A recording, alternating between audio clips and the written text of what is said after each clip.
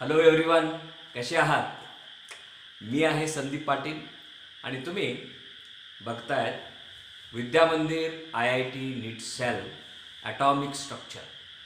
तर आपलं Bohr's model त्याचे पॉस्च्युलेट्स चालू होते आणि मध्येच आपण थोडासा पॉज घेऊन कॉम्पिटिटिव्ह कॉर्नर म्हणून पिरियॉडिक टेबलमधला आणि ॲटॉमिक स्ट्रक्चरमधला कॉमन जो पॉईंट आहे आयसो इलेक्ट्रॉनिक स्पेशीज, काय बघितलं त्या दिवशी? आयसो इलेक्ट्रॉनिक स्पेशीज, त्याच्या संदर्भात आपण डिस्कस केलं. नाव बोहर्सने जे पॉस्च्युलेट्स दिले, बोहरनं काय सांगितलं? अरे बाबा, central part of the atom is nucleus. रुदरफोर्डनेही हेच सांगितलेलं आहे. Electrons are revolving around the nucleus in circular orbits, but those orbits are having fixed energy, discrete energy. म्हणून त्या ऑर्बिट्सना आपण स्टेशनरी एनर्जी लेवल म्हणालो. एनर्जी चेंज होत नाही. बोहर्स मॉडेलनी इलेक्ट्रॉनिक कॉन्फिगरेशन व्यवस्थित सांगितलं. जे जे रदरफोर्ड्स मॉडेलमध्ये महत्त्वाचे त्रुट्या होत्या, ड्रॉबॅक्स होत्या, ते सर्व काही बोहर्स मॉडेलनी काय केलं? सॉल्व्ह केलं. पण काही प्रमाणात बोहर्स मॉडेलमध्ये देखील 21st सेंचुरीमध्ये थोडेफार प्रॉब्लेम्स यायला लागले, थोडे त्रुट्या जाणवल्या. ते कोणत्या? What were the drawbacks? Bohr's model तसा ठीकठाक आहे, काय अडचण नाही आहे, पण तरीही त्यात छोट्या छोट्या थोडे ड्रॉबॅक्स राहिलेले आहेत. ते कोणते आहेत? Let us see. First drawback is, बघा काय म्हणतो, drawbacks of Bohr's model of an atom. ह्यामध्ये hydrogen and hydrogen like atoms. हायड्रोजनमध्ये तुम्ही जर बघितला, साध्या हायड्रोजनमध्ये atomic number 1, proton 1, electron 1, no neutron. तर एक इलेक्ट्रॉन असणाऱ्या हायड्रोजन सारखे जे ॲटम्स आहेत, हायड्रोजन लाईक ॲटम्स, त्यांच्याच संदर्भात बोहर्सला तो मॉडेल सादर करता आला. Regarding hydrogen and hydrogen like atoms. आता हायड्रोजन लाईक म्हणजे काय? हायड्रोजन सारखे कोण असणार आहेत बरं? मी सांगतो बघा. ॲटॉमिक नंबर 1 काय आहे? हायड्रोजन. ॲटॉमिक नंबर 2 काय? हिलियम. He. तो helium is atomic number 2. Let us see. Helium atomic number 2. Hydrogen and H like म्हणजे हायड्रोजन. हिलियम ॲटॉमिक नंबर 2 आहे, बरोबर आहे. पण हिलियमनं 2 इलेक्ट्रॉन आहेत, 1 इलेक्ट्रॉन दिला, समजा दिला, तर He plus means helium is having electron similar two hydrogen, He plus. Hydrogen आणि हायड्रोजन लाईक म्हणजे हायड्रोजन सारखे. आणखी आता आपण लिथियम घेतला. लिथियम मध्ये किती इलेक्ट्रॉन्स आहेत बरं? ॲटॉमिक नंबर 3 आहे लिथियमचा. तर किती इलेक्ट्रॉन्स आहेत? 3 इलेक्ट्रॉन्स. मग त्यातले 2 इलेक्ट्रॉन दिल्यानं वाढतंय, आमची आजी म्हणायची. अरे देअरफॉर 2 इलेक्ट्रॉन दिले, तर लिथियमचे 2 इलेक्ट्रॉन दिले तर Li+2. Li+2 म्हणजे राहिले किती electron? 1 electron, 1 electron. So hydrogen आणि हायड्रोजन लाईक ॲटम्सचं ॲटॉमिक स्ट्रक्चर पूर्णतः कम्प्लिटली सॅटिस्फॅक्टरीली समाधानकारक माहिती कोणी दिली? बोहरने दिली. हायड्रोजन आणि हायड्रोजन लाईक. मग दुसऱ्या ॲटम्सचं काय? दुसऱ्या एलिमेंट्सचं काय? डिटेल्ड एक्सप्लेनेशन त्याला करता आलेलं नाही आहे. नाव नेक्स्ट वन, सेकंड वन. आता तुम्हा सर्वांनाच माहिती आहे, अगदी 9th, 10th, 11th मध्ये आपण आता 11th मध्ये बघणारच आहोत की atoms combine to form molecule. Okay, atoms they combine to form molecule किंवा atoms combine to form compounds. पण हे जे कंपाऊंड्स आहेत, ह्या कंपाऊंड फॉर्मेशनच्या संदर्भात किंवा मॉलिक्युलर फॉर्मेशन, मॉलिक्युल्सच्या फॉर्मेशनच्या संदर्भात बोहर काहीच बोलत नाही. तिसरा आणि अत्यंत महत्त्वाचा नवीन एक टर्म तुमच्या समोर येतो, स्पेक्ट्रल लाईन्स म्हणून. Spectral lines. बघा, पहिल्यांदा मी तो स्टेटमेंट तुम्हाला सांगतो, त्यानंतर हळूहळू टप्प्याटप्प्यानं ते एक्सप्लेन करत पुढे नेतो. दिस थेअरी म्हणजे कुठली थेअरी? बोहर्स मॉडेल कुड नॉट एक्सप्लेन द स्प्लिटिंग म्हणजे विखुरणे, फुटणे, the splitting of spectral lines. Magnetic field ठेवलेला आहे म्हणजे हॉर्स शू मॅग्नेट ठेवला म्हणून समजा, आणि स्पेक्ट्रल लाईन्स काहीतरी आहेत बाबा. अरे ते स्पेक्ट्रल लाईन्स असे स्प्लिट होत आहेत. The splitting of spectral lines could not be explained by Bohr's model. त्या स्प्लिटिंग ऑफ स्पेक्ट्रल लाईनला झीमन इफेक्ट म्हणतात किंवा झी मॅन, ही मॅन नव्हे, Zeeman effect. So Zeeman effect म्हणजे splitting of spectral lines in the magnetic field could not be explained by Bohr's model. आणखीन एक बघा, इलेक्ट्रिकल फील्ड ठेवला, पॉझिटिव्ह आणि निगेटिव्ह टर्मिनल असे ठेवले, कॅथोड आणि ॲनोड ठेवले समजा, आणि तुम्ही स्पेक्ट्रल लाईन्स पास केला, तर splitting of spectral lines in the electrical field could not be explained by Bohr's model. त्या splitting of spectral lines by electric field असेल तर त्याला आपण स्टार्क इफेक्ट म्हणतो. तेही त्याला काय सांगता आलेलं नाहीये. तर व्हॉट आर स्पेक्ट्रल लाईन्स, थोडीशी माहिती देऊया. एक सम उदाहरण अनालॉग देऊन मी सांगतो. जसं तुम्हाला सगळ्यांना माहीत आहे की थोडंफार काय फ्रॅक्चर वगैरे इकडं तिकडं काय झालं तर आपण ऑर्थोपेडिक डॉक्टरांच्याकडे गेलं तर काय करतात? एक्सरे काढला जातो. एक्सरे मानवीय शरीराचा जसा एक्सरे असतो तसा तुम्हाला माहीत आहे का हो, एखादा ॲटममध्ये एवढे शेल्स असतात. शेल्स, सब शेल्स, ऑर्बिटल असं काहीतरी मी बोलणार आहे. आणि ॲटम्समध्ये एनर्जी लेवल्स असतात. हे सर्व गोष्टी कसं लक्षात आल्या? ॲटम किंवा मॉलिक्यूल आपल्याला बघता येईल का उघड्या डोळ्यानं? उघडा डोळे आणि पहा नीट असं नाही. त्यासाठी स्पेक्ट्रोस्कोपी नावाची टेक्निक आहे. हायर केमिस्ट्रीमध्ये ज्यावेळी आम्ही BS असेल, MSc असेल अशा कोर्सेसमध्ये किंवा BE केमिकल इंजिनिअरिंग असेल त्यामध्ये स्पेक्ट्रोस्कोपी हा भाग महत्त्वाचा असतो. स्पेक्ट्रोस्कोपी म्हणजे ॲटम आणि मॉलिक्यूलच्या आत शिरून, आपण नाही शिरायचं, ते स्पेक्ट्रल लाईन्स, ते काय लाईट आपण पाठवतो त्या ते शिरतात. ते शिरल्यानंतर त्यातून जे काही रिझल्ट्स येतात त्याला म्हणायचं स्पेक्ट्रल लाईन्स. अरे थोडक्यात मी सांगतो की ॲटमनं समजा रेडिएशन्स किंवा एनर्जी ॲब्झॉर्ब केली तर तो इलेक्ट्रॉन हायर एनर्जी लेवलला जातो, आणि एनर्जी दिली तर तो लोअर एनर्जीला जातो. हे सर्व जे काही ट्रान्झिशन्स आहेत, घेवाणदेवाण आहे, ते एका विशिष्ट एनर्जी डायग्राममध्ये टाकायचा, त्याला म्हणायचं स्पेक्ट्रल लाईन्स. ॲटम आणि मॉलिक्यूलच्या आतलं बघायचं त्याला स्पेक्ट्रल लाईन्स. मग हे जे स्पेक्ट्रल लाईन्स आहेत, ॲटमबद्दल माहिती देणारे, मॉलिक्यूलबद्दल माहिती देणारे, कंपाऊंडबद्दल माहिती देणारे, हे स्पेक्ट्रल लाईन्स मॅग्नेटिक फील्डमध्ये पास केला असता ते विखुरा लागलेत, ते स्प्रेड व्हायला लागलेत, त्याला आपण झीमॅन इफेक्ट म्हणतो. ते बोहर सांगू शकला नाही. इलेक्ट्रिकल फील्डमध्ये टाकलं तर ते काय होतं? स्प्लिट होतो असा, तेच त्याला स्टार्क इफेक्ट म्हणतो. तेही बोहरला सांगता आलेलं नाही आहे. So these are the main drawbacks of Bohr's model of an atom. These are the main drawbacks of Bohr's model of an atom. बरोबर आहे का? ओके. आता ह्यानंतर कॉम्पिटिटिव्ह टफ पार्टमध्ये काय रिझल्ट्स फ्रॉम बोहर्स मॉडेल म्हणून आपल्याला 1-4 फॉर्म्युले करायचे आहेत. पण तत्पूर्वी मी पहिल्यांदा थिअरी सगळं शिकवतो. का सांगा? ते न्यूमेरिकल्स वगैरे तर हळूहळू आपल्याला डोस वाढवत द्यायचं आहे ना.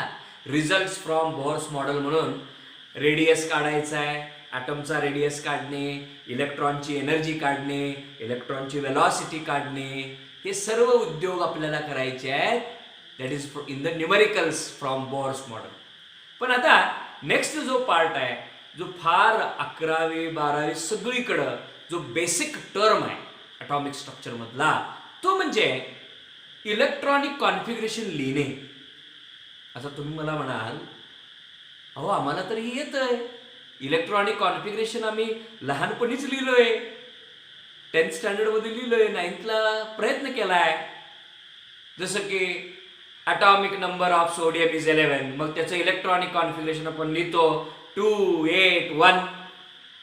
पण आता वेगळ्या स्वरूपात आपण इलेक्ट्रॉनिक कॉन्फिगरेशन लिहिणार. तो कोणता स्वरूप आहे आणि काय आहे हे बघायचं आहे. पण ते बघण्या अगोदर 3 टर्म्स मी तुम्हाला शिकवणार आहे, 3 महत्वाचे terms: shells, subshells, orbitals. Shell, subshells, orbitals. बघूया. Yes. Now I will tell you shells, subshells and orbitals. बघा, shells, shells. Okay. This is the nucleus, central part of the atom. काय म्हणताय? Nucleus. This is the nucleus. आणि हे असं shell number 1, shell number 1. ह्याला born ह्या शेलला काय नाव दिलं? ऑर्बिट. काय नाव दिलं? Orbit. Shells or orbits. Or आणखीन काय? Or main energy level. Main energy level. So shells or orbits are main energy level. Main energy level. Main energy level. So the path around the nucleus. Nucleus. The path around the nucleus. The distance. The electron's location सांगतो. The distance of the electron, this is the electron, the distance of the electron from the nucleus is told by the orbit. So these orbits or shells are designated, नेमून दिलेला आहे, designated as n is equal to 1 k shell, n is equal to 2 l shell, n is equal to 3 m shell. असं आपण नेमून दिलेलं आहे. तिथे काय लिहिलेलं आहे काय खरोखर? नाही हो. आपण म्हणायचं आहे let the number be x. आपण म्हणत नाही का मॅथमॅटिक्समध्ये, मॅथ्समध्ये म्हटलं असणार की लहानपणी, हळूच, कोणालाही न सांगता. तसं K shell, n is equal to 1 K shell, n is equal to 2 M shell, n is equal to 3 K L M N etcetera. होय ना? तर so shell is the circular path. बोर्न सांगितलेलं रे बाबा, हे बोर्न सांगितलं. काय? The circular path around the nucleus at a fixed किंवा डेफिनेट डिस्टन्स, त्याला शेल म्हणायचं किंवा ऑर्बिट म्हणायचं किंवा किंवा किंवा मेन एनर्जी लेवल. मी गमतीनं काय म्हणतो, एका ॲटॉमिक स्ट्रक्चर, हे एका ॲटमच्या गावातलं गली, इलेक्ट्रॉन ज्या गल्लीत असण्याची शक्यता असेल ती गली. आता तुम्ही मला सांगा, मी गली नंबर 1 मध्ये राहतो किंवा गली नंबर 2 मध्ये राहतो किंवा गली नंबर 3 मध्ये राहतो म्हणजे काय पूर्ण गल्लीत राहतो का? नाही ना. त्या गल्लीत असतात, त्या गल्लीत असतात घर. ती घरं म्हणजे काय? सबशेल. मग घरात राहतोस म्हणजे कुठल्या खोलीत? खोली म्हणजे ऑर्बिटल. बघा, शेल म्हणजे गली आहे. Shells are further divided into subshells. त्या सबशेलना आपण म्हणतो यस सबशेल, पीस. लिहूया आता. Okay, let us see now. Shells सांगितल्यानंतर दीज शेल्स आर हे शेल्स पुन्हा बघा. These shells are further subdivided into subshells. बघा काय काय दिस सबशेल्स. आणि सबशेलला नाव काय बरं? Yes subshell, P subshell, S P subshell. Sandeep Patil, अरे वा. Yes subshell, P subshell, D subshell, F subshell. असे पुढे आहेत महत्वाचे 4 आपण घेऊया. SPDF. ऐकला असेल. S block element, P block element, D block elements, F block elements. थोडं काहीतरी ट्रेस लागतोय वाटतं. नाही लागत, काही अडचण नाही. बघा काय, S subshell, P subshell, D subshell, F subshell. So that shell, त्या शेलमध्ये पुन्हा काय आहे, घर आहे, सबशेल आहे. That subshells are having again rooms, खोली, that is an orbital. So, third one, again these subshells are further divided as orbitals. पण सर, ऑर्बिटलचा डेफिनेशन फार महत्वाचा 11वीच्या दृष्टिकोनातून. The definition of orbitals. What is a orbital? Orbit वेगळा, orbital वेगळं. What is orbital? The 3D कळतं का? 3 dimensional. The 3 dimensional space, फक्त एवढं नाही, XY नाही, XY Z देखील, असा स्पेस, इकडा स्पेस, असा स्पेस. द 3D हे काय आहे? न्यूक्लियस आहे रे बाबा. Okay, the 3 dimensional space around the nucleus where there is max, जो दीवाना बना दे, maximum probability of finding an electron. एखादा इलेक्ट्रॉन असण्याची, दिसण्याची दाट शक्यता जिथं वर्तवली गेली त्याला आपण म्हणतो ऑर्बिटल. बघा, the 3 dimensional space, the 3 dimensional space around the nucleus where there is max, जो दीवाना बना दे. मैक्स म्हणजे मॅक्झिमम रे. द मॅक्झिमम प्रोबॅबिलिटी, संभाव्यता. काय होतं माहिती काय, आपण कसं करतो, हे न्यूक्लियस आहे, इलेक्ट्रॉन असं फिरायला लागलाय, असं फिरायला लागलाय म्हणून आपण काय दाखवतो, हे बघा, हे न्यूक्लियस आणि इलेक्ट्रॉन असं फिरायला लागल्यानंतर, अरे असं नाही फिरू शकत का, असं नाही फिरू शकत, असं नाही फिरू शकत का, असं नाही फिरू शकत का, फिरू शकतो. 3D मध्ये तो कसाही फिरेल. म्हणून त्या खोल्यांना काय म्हणायचं, orbital. The 3 dimensional space around the nucleus where there is maximum probability of finding an electron is known as orbital. बघा, शेल्स, सबशेल्स, ऑर्बिटल्स. बघा किती मजा आहे ना. आता ह्यांचा मी थोडा झलक दाखवतो तुम्हाला. S सबशेलचा शेप काय असतो, P चा काय असतो, D चा काय असतो, वगैरे वगैरे वगैरे डिटेलमध्ये बघणार आहोत. पण S सबशेल मध्ये किती ऑर्बिटल असतात? S सबशेल, S घर म्हणजे गरिबांचं घर, छोटस, एकच खोली आहे. बघूया, S सबशेल हा S सबशेल मध्ये मी बॉक्स टाइप मध्ये लिहितो, एकच ऑर्बिटल आहे असं समजूया. बघा, शेल, इलेक्ट्रॉन असण्याची शक्यता शेल मध्ये आहे. मग शेल म्हणजे गली, गलीत असतात घर, घर म्हणजे सबशेल, आणि subshells are further divided into orbital. S subshell, S चा ऑर्बिटल एकच आहे. P सबशेल बघा मुलांनो, P सबशेल मध्ये असतात 3 ऑर्बिटल, तिन्ही दिशेने असतात. PX त्याला म्हणायचं, PX, PY, PZ असं लिहायचं. PX, PY, PZ. आणि त्याचे शेप्स वगैरे तो सेपरेट एक मी लेक्चर घेतो त्याच्यामध्ये. S सबशेल कसं असतं, गोल गोल गोल गोल गोल गोल म्हणजे स्पेरिकल. P सबशेल डंबेल्स माहिती आहे ना, असं डंबेल्स. ओके. आणि D सबशेल डबल डंबल. आणि F त्याचं शेप फिक्स्ड नसतं, डिफ्युज्ड आहे. पुढचं आगामी आकर्षण नंतर बघूया. आता फक्त काय, हळूहळू शेल, सबशेल, ऑर्बिटल. आता बघा, P सबशेल मध्ये किती ऑर्बिटल रे दादा? 3 ऑर्बिटल आहे ना. S सबशेल मध्ये 1 ऑर्बिटल. कॅपॅसिटी ऑफ इलेक्ट्रॉन किती? 2 इलेक्ट्रॉन एका ऑर्बिटल मध्ये, 2, 1, 2 असं काय हे. ओके, 1, 2. असे 2 इलेक्ट्रॉन दाखवायची पद्धत ती.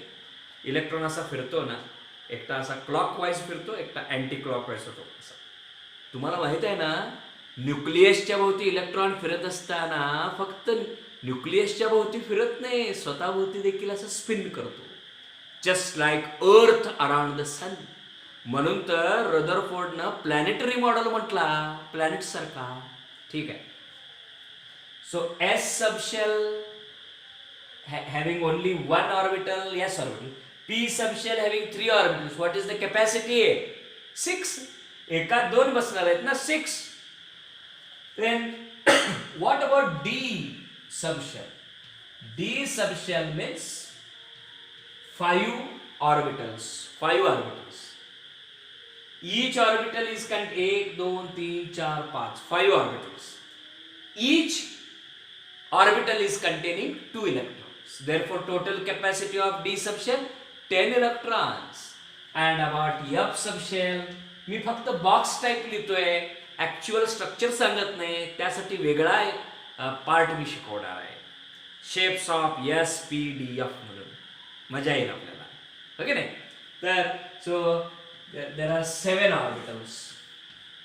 बघा 1 2 3 1 2 3 4 5 7 7. 1 2 3 4 गांधीजीचा जय जयकार. गांधी जयंती आहे उद्या, महत्वाचं आहे. अरे गेटिंग. सो हिअर किती 1 2 3 4 5 6 7 7 ऑर्बिटल्स. 7 ऑर्बिटल्स. अरे getting. F subshell 7 orbitals. Capacity किती इलेक्ट्रॉनची? किती इलेक्ट्रॉन भरले जाणार? 14 इलेक्ट्रॉन रे दादा. अरे getting. Therefore, from this you will understand that की इलेक्ट्रॉन जे न्यूक्लियस भोवती असतं ते फक्त गलित असतं काय? नाही. गलित असतात घरं आणि घरात असतात खोल्या. तो इलेक्ट्रॉन असण्याची, दिसण्याची करेक्ट शक्यता, प्रोबॅबिलिटी, संभाव्यता, त्याला म्हणायचं ऑर्बिटल. ऑर्बिटल हे एक्झॅक्ट पोझिशन ऑफ इलेक्ट्रॉन सांगतो असं त्यांना म्हणायचंय 3D मध्ये, 3 डायमेन्शनल स्पेसमध्ये. बरं, आपण ऑर्बिटलचं डेफिनेशन, शेल्स म्हणजे काय? The distance of the electron from the nucleus, the exact distance, त्याला म्हणायचं main energy level shell. Shells are further divided into subshells and the subshells are further divided into orbitals. So आज ही संकल्पना फार महत्वाची आहे, कारण आपण उद्यापासून इलेक्ट्रॉनिक कॉन्फिगरेशन हे अत्यंत महत्वाचा पार्ट आहे.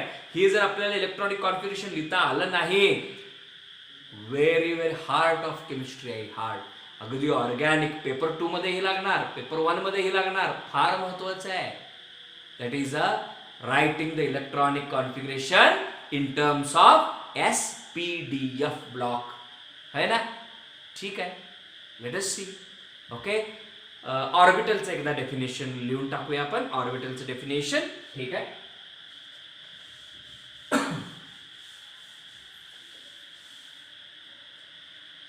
द 3D म्हणजे काय? 3 डायमेन्शनल.